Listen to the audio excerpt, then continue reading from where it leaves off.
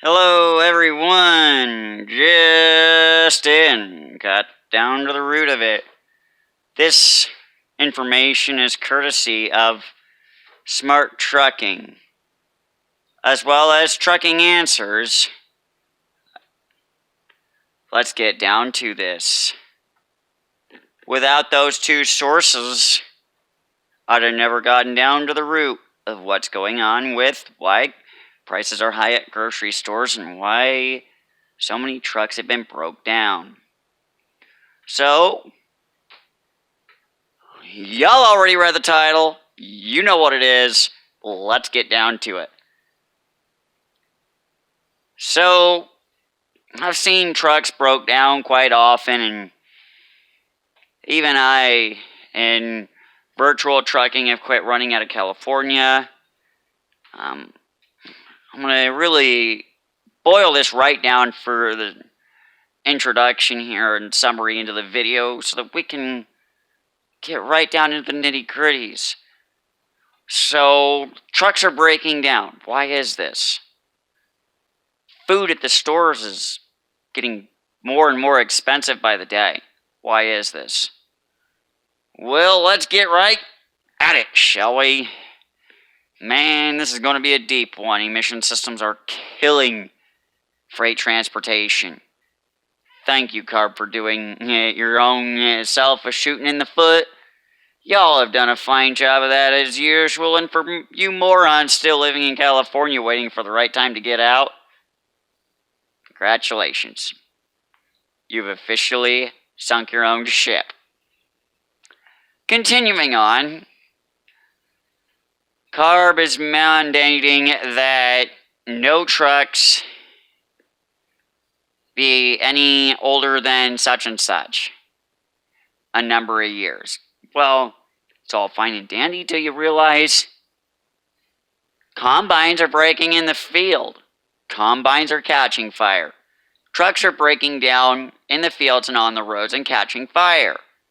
As recently as I recall it was it the summer of 2019 or 2020, there was a truck that nearly burnt down to the ground only a mile from me, hauling a load of hay.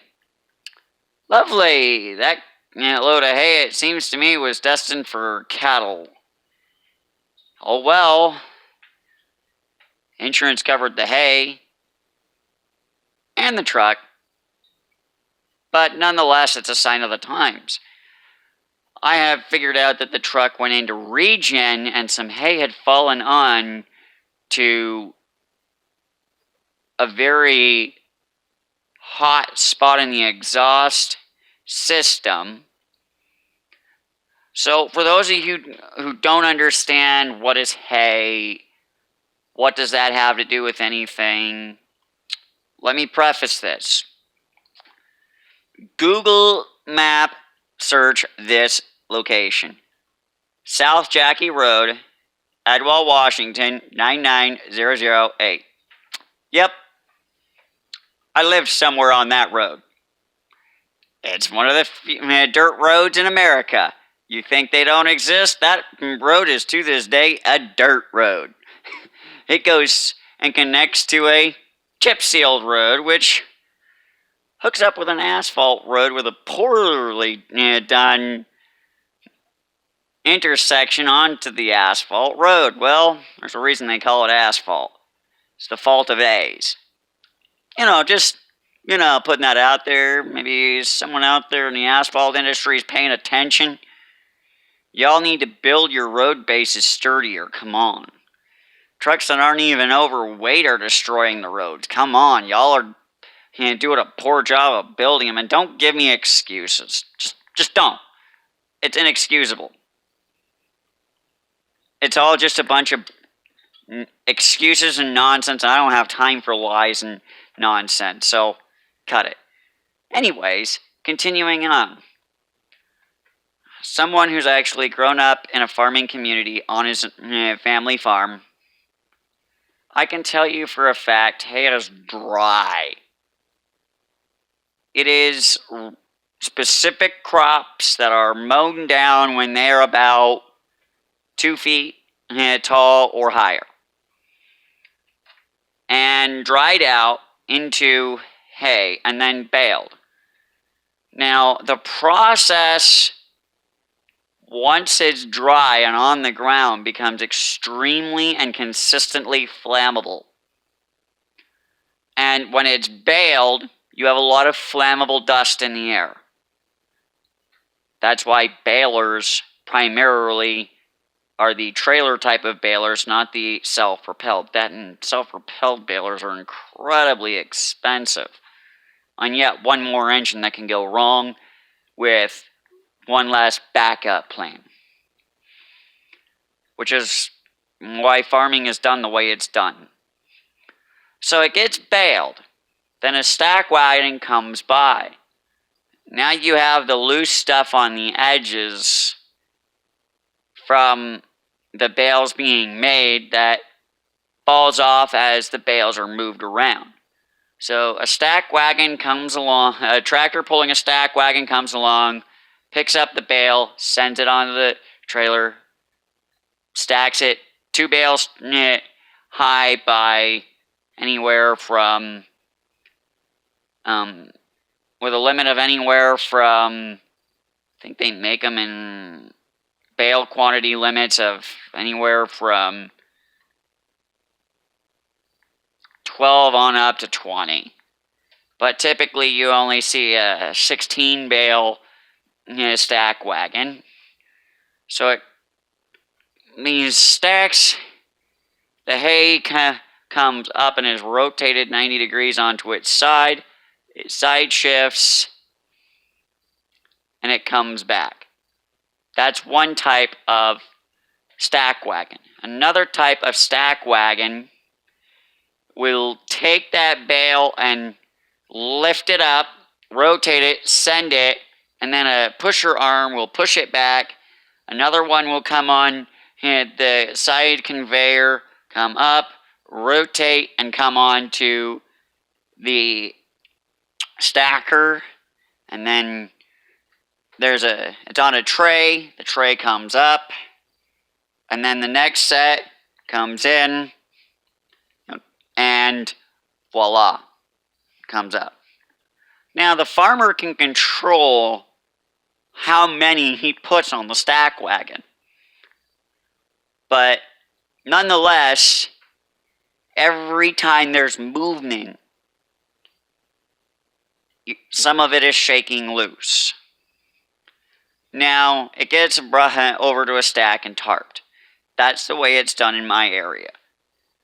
Now, it gets shipped out. Some of it, right off the stack wagon, is loaded directly onto trucks. 2 bales wide, 2 bales tall, the entire length of the 53-foot flatbed, also known as a skateboard in the trucking industry. Now, smart truck drivers that are also, smart farmers will actually have, they'll typically have a lowboy and a step deck. The reason smart farmers will have a lowboy and a step deck for their semi is because the step deck can be generally used for a lot of things, like transporting pallets of stuff, transporting bales. Same song and dance, but a little different with a lowboy.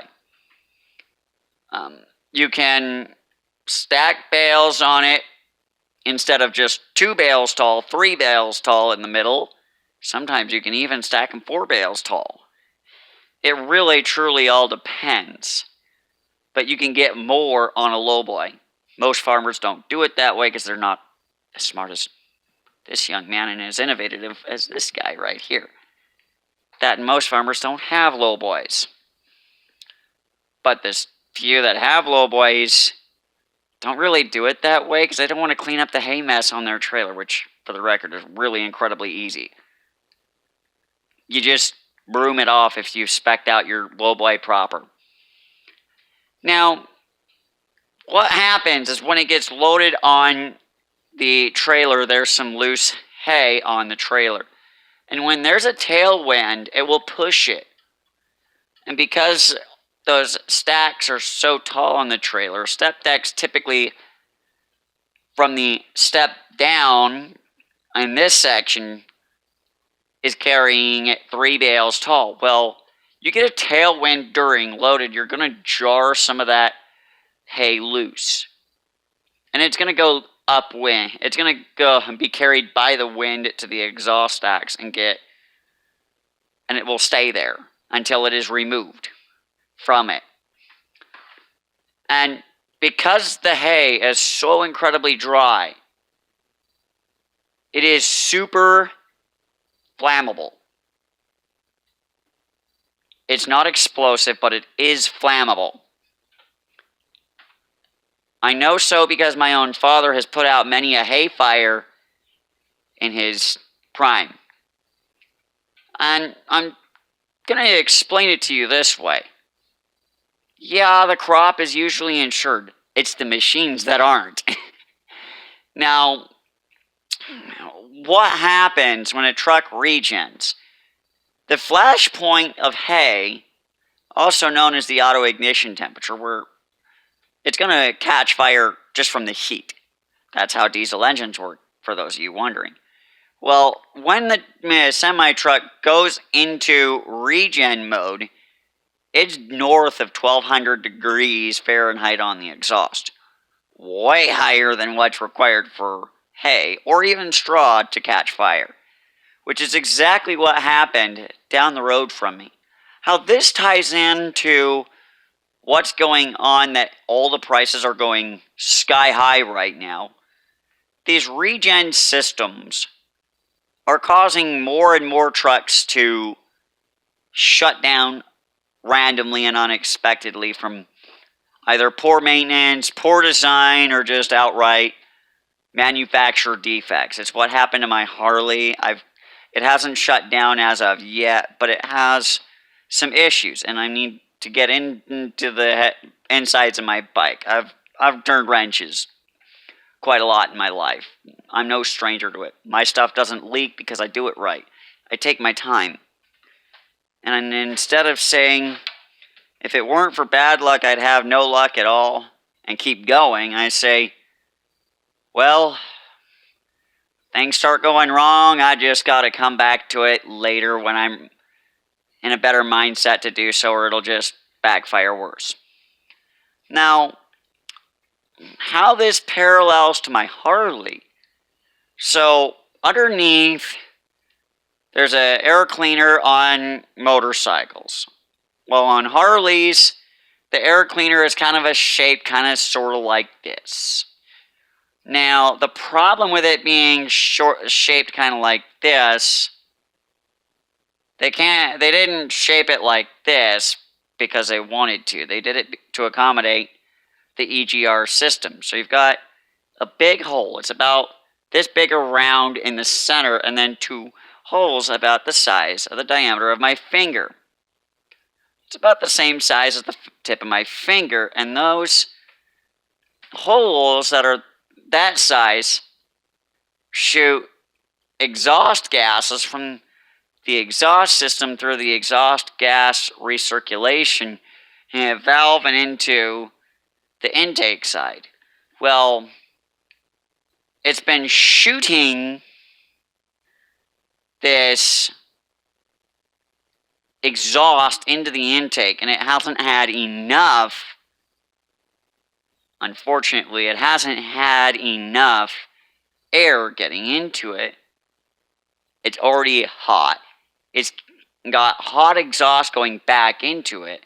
And when the fuel hits it as it's compressing and warming up again and even hotter, it's a vicious cycle. Well, what happened is, as my prediction, as evidenced by poor fuel economy, I went from 38 miles to the gallon to low teens in about the same time it takes for someone to go from 80 to 55 in California when they see a state trooper. That's about how fast it happened. So I was coming down, my bike was stationary, no load, so it shouldn't have done this. I had it up at about 3,600 RPM to charge the battery and get it hot, clean out the exhaust system, doing my advanced mechanic work on it. And I heard a few unusually loud pops happening close together. Now, at 3,600 rotations per minute, you're going to hear that exhaust at a frequency of about, it's going to be an uneven frequency of about 1,800 hertz. Pop, pop, pop, pop, pop, pop. It just sounds like it's a because it's such a high-pitched noise, you're not easily able to pick that up. Well, in it, I heard pop, pop, pop, pop, pop, pop, interjected within those high RPMs. Now, the bike can go up to the rev limiter of the bike is about 6,000 RPM, so I was well below that. Well, what that pop, pop, pop, pop happening is, oftentimes it's one of two problems. It's either a premature detonation where your cylinder is coming up and down, and what happens is a premature detonation is really bad on a gasoline engine because it's not designed to operate this. Well, just before it reaches, top dead center to begin its downstroke, what will happen is it will come up, compress, and it auto-ignites. And that's why it's called pre-detonation, is it will oftentimes bend the crankshaft. And oftentimes, what can happen at RPM, at a high enough RPM nonetheless, you can have a big problem called pre-detonation induced engine failure, which is early detonation engine failure. That's what I've had occur. Is what if two things will happen from a premature detonation? What happens is it will either force the piston down and bend your connecting rod, or it will shoot either your intake or your exhaust, or both, up. So what happens is the valve is coming up and down to do its function of either letting gases in, that's your intake, or letting gases out. Well, what can happen is it can float. And if it floats, what can happen is really devastating. It can shoot it straight through the head, and that is called hand grenading your engine. I did it once when I was a young kid, teenager. Don't ask, long story. But I learned, don't over-rev your engine. Now, the other thing that can happen is it's coming up and down inside your cylinder. And the valve stem pushes on your rocker arm, which is pushing your valve up and down, and there's a connecting rod on this side pushing up and down. Well, these connecting rods are incredibly weak in certain circumstances. They're not designed to handle the shock load of a premature detonation. So what happened is it shot fuel in. So fuel entered the cylinder with the air entering the cylinder, and before that valve had a chance to come up, the piston on its way up oversped the valve, bending the push rod. That is my suspicion of exactly what happened. How I know it wasn't the alternative of hand grenading the engine is it would have been loud and it would have stopped running immediately. And I would have had to shut it down on the spot anyway because it would have sprayed the whole shop down with oil at a very high rate of speed and very high pressures. Because there's a lot of oil flowing at 60 or higher pounds per square inch. So I'm thankful that wasn't the case. Because how the push rod can get shoved up through is the piston. Well, how the valve can be shot through the head is the piston hits the valve and it shoots it all the way through the head. Thankfully, that didn't happen. Thankfully, a less expensive part gave. That's no biggie to me, other than, unfortunately, my midwinter trip to the wintertime racetrack might have to be called off. That's to be determined, though, and it's all EGR caused. That's emission systems related. I really am doing my best to get a warranty push rod on the dealer. And how I know is the push rod will make a tapping noise that will increase in frequency as it will change in frequency as your engine changes in rotational speed. So if it's going, if it's increasing in speed and you hear tick tick tick tick tick tick tick tick tick tick tick tick tick tick as you bring your engine up, and you're hearing that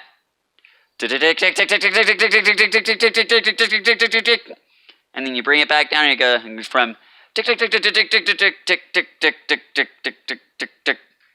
That's too high of a gap in your push rod from your rocker arm.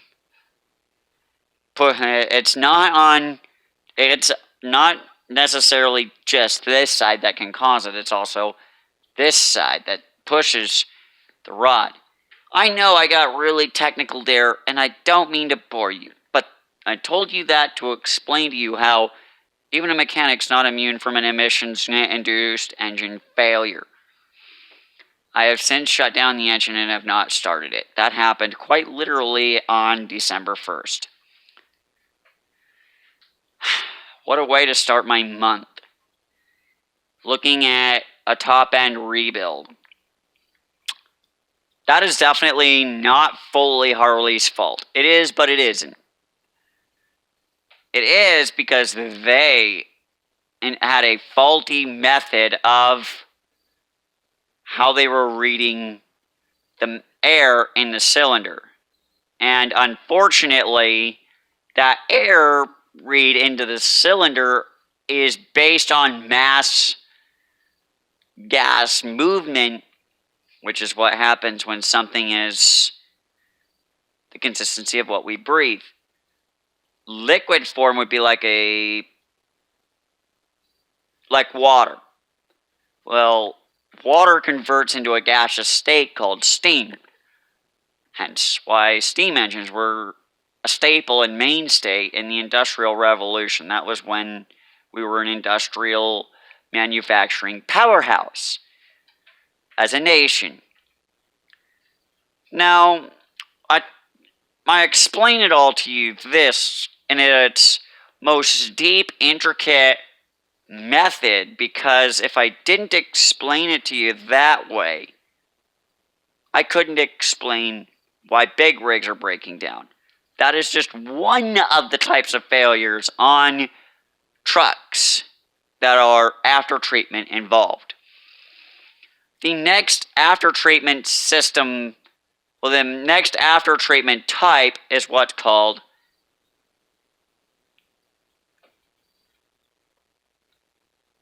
a diesel particulate filter. I was debating whether I wanted to touch bases on the diesel exhaust fluid and selective catalytic system first. Well, I wanted to break this one down really simple. This one's just as important as that one, because this one ties to that other one and is contained within this system. It's an add-on to this system. You have a filter. As the name implies, it's a particulate filter for diesels. Well, it's a lot of little teeny tiny ceramic holes through the darn thing. These things can, the idea, now there's a difference between idea and practicality. When you overfuel it, that's why when you put a hot tune in your truck, these things are going to clog up and be an issue. Please refer to Banks and Power for details on that stuff. Banks Engineering is phenomenal, and check out his video of 1200 horsepower done the wrong way for details on all of that on the intake side. Look at his Killing a Duramax series for what is important on not only the intake side, but the internals and the after treatment stuff for it all to work well and produce big power. Spoiler alert, he's up over 900 horsepower and still developing more horsepower into how he's doing everything. He's intelligently killing a Duramax. He's already had to put a big cam in it, so putting that into your brains there. So what happens in diesels with these diesel particulate filters is they will choke up and put back pressure into this engine, which will dirty the engine too. So that's why oftentimes your oil will get dirty and dark really quickly. Now, it is important to maintain the heck out of these things. Every system on board your vehicle is so incredibly sensitive today. If you refuse to maintain your truck meticulously, things can go wrong quickly and unexpectedly and at the worst time possible. It's Murphy's Law. That which will go wrong will usually do so at the worst possible time. Anything that can go wrong will, and will likely do it at the worst possible time. Now, for me, it's not quite the worst possible time. The worst possible time it could have happened for me definitely would have been had it happened out there on the racetrack. That would have been my hard decision of retiring from the race early and not finishing it to prevent further engine damage. Now, the reason I said this is not entirely the fault of Harley is it's more the fault of the EPA. So here's what I have to inform you all of that is so darn important. And the reason it's so darn important is the DPF filter is bad enough in and of itself. The EGR system is bad enough in and of itself. Diesels also have what's called selective catalytic reduction, which also uses diesel exhaust fluid, which is 5 parts water to 1 part ammonia. Not going to tell you exactly how to bypass this system, but these systems are stupid enough they can't detect the levels of ammonia in the tank. Little hint there for those of you smart enough to figure it out. You don't even need to turn the sensors off, just to let you know. Now, disabling these systems is a crime in and of itself. It's bad enough when someone does it to their own vehicle. It's worse when a shop does it. That is why I do not do it. Especially not as a shop. So, I told you about the EGR problem. Now, it can breathe in, but if it can't push it out, it's gonna eventually die on the side of the road. Well, the idea is to get that exhaust up so high it turns it into ash. The reality is very little of that ash actually gets out of the filter. This is why you must have your darn diesel particulate filters freaking maintained and meticulous. They need to be maintained. How it's maintained is it has to go through a special cleaning process. You need to go to a shop that has the equipment and specializes in after-treatment systems. Now, the next big critical thing here. The idea of putting a K&N air filter on your vehicle in today's day and age will only compound these issues. Unfortunately, that is what Harley runs. That is why I'm filing a warranty claim. A poor filter design is exactly what led up to my engine failure. And not only that, the EGR design added to it. The fact that there's no O2 sensor in it added to it. And it's all their fault. That's why Lone Wolf has the warranty claim I'm filing with them. And trying to get them to fix my bike on my behalf on warranty. So far, there has been no response from Harley-Davidson as to whether or not it will be covered. Unfortunately, there's all sorts of COVID nonsense going on. And not only that, there is all these, it's the holidays and blah, blah, blah, blah, blah. Whatever. How does that apply to me? Well, it means my bike has to either be fixed by me or I have to wait and get it fixed by Harley. Now, this selective catalytic reduction system will inject this stuff that has not even scientifically been proven to actually work. More on that in a moment. What happens as to why it doesn't work is because when it doesn't do the work properly, this filter will just trap and lock all this stuff in. And it doesn't even work properly to begin with. It's all a lie, really. Welcome to my tough life. Now, I am going to be starting my own wrecker service in a few years. And for those of you who want to get an intricate look at what's going on in this, Banks Power does a really nice job of going into these details with their drawings and their explanations and their science explanations. Engineering Explained channel doesn't even get close to it.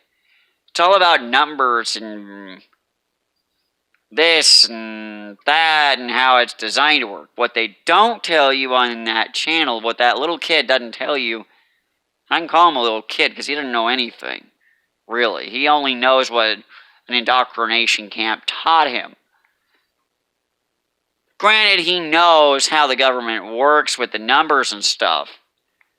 He doesn't know how real-world things actually work, and he's proven that time and time again with his continual mistakes as a mechanic. Kind of a backyard mechanic, if you will. Oh well, it's his hobby. He wrenches on his own stuff. To each their own. That's why I say be careful of what you pay attention to within people's videos. And take note, I said be careful of what you pay attention to in people's videos. Now, that selective catalytic reduction system, when there's no soot in it, allegedly when there's no soot in the exhausts, in the exhaust gases, which never happens. It never happens to where it's fully smoke-free. That's the nature of the diesel beast. It might be so little that the naked eye isn't going to pick it up, but it's there. Now, the problem with all of this is the ammonia that's been diluted with water going into the exhaust cools it. Well, it doesn't keep that entire system, all the after treatment system, warm enough for it to keep up and burn off all the soot, because the water within it turns to steam the instant it hits that hot exhaust temperatures. And it will hit it, turn to steam, go through it, it expands, cools, which that's where your DPF filter is. It expands, and then as the gases expand, the water has a chance to cool through evaporative cooling. Check out Auto Expert TV with John Cadogan for more on why all this is BS. I don't watch him because I don't like to be pissed about the truth. I like to know the truth and be okay with it, and learn how to work it and how to work around it. Now, that's all great in theory when it turns to steam and it does it. It doesn't reburn, you idiots. It's an inert gas. It doesn't happen. What? You think the soot's gonna burn? Come on. Think about this. It was just inside of an engine exposed to flames. If it was gonna burn, it would have burnt already. There's not enough air in it to support it. So here's how you have to deal with that issue. If you want to improve it, for those of you up in the engineering department of diesel engines, in order for it to reburn it, there needs to be enough air in the dang thing to burn off the rest of the soot. You can do that by redirecting some of that air from the turbo on the output into the engine side, the pressurized side of the turbo that feeds the engine. You take and redirect some of that air and stick it in the exhaust, and now your problem is solved.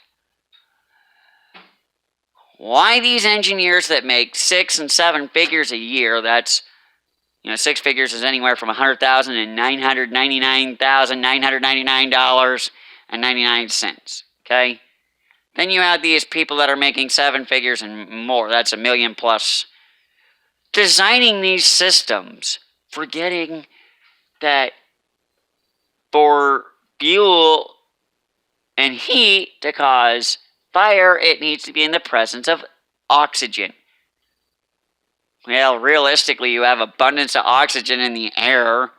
Pump some of that into the exhaust system and problem solved. Now it'll properly function. That's why I'm doing a replumb in the future on my diesel engine to experiment this, test it, and prove it, and send it off. And quite frankly, I don't care about the money. I just want to improve the world so that, we can at least have furniture to buy and steel in our cars, cars to drive, a home to live in, a tent to camp in. Come on, people. Think it through.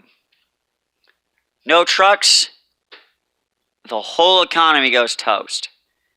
What, you think they're just going to put it on trains? Do you have any idea the expense in networking freight trains?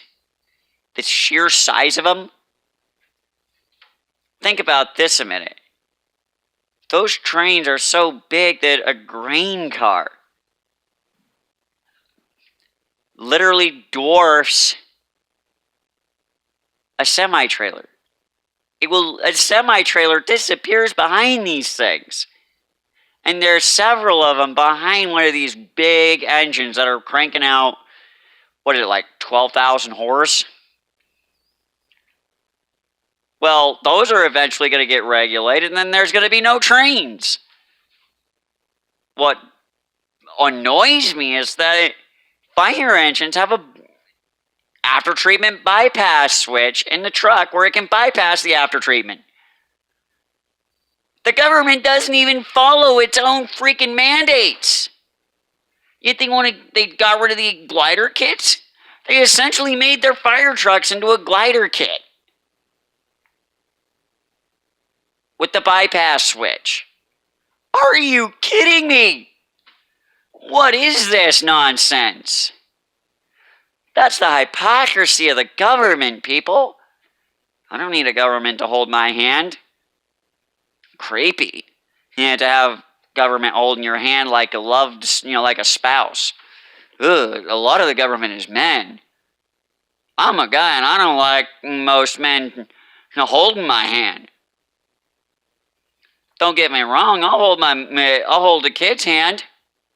I'll hold my own father's hand, my own grandfather's hand. But that right there, I'll hold my closest friend's hands at times.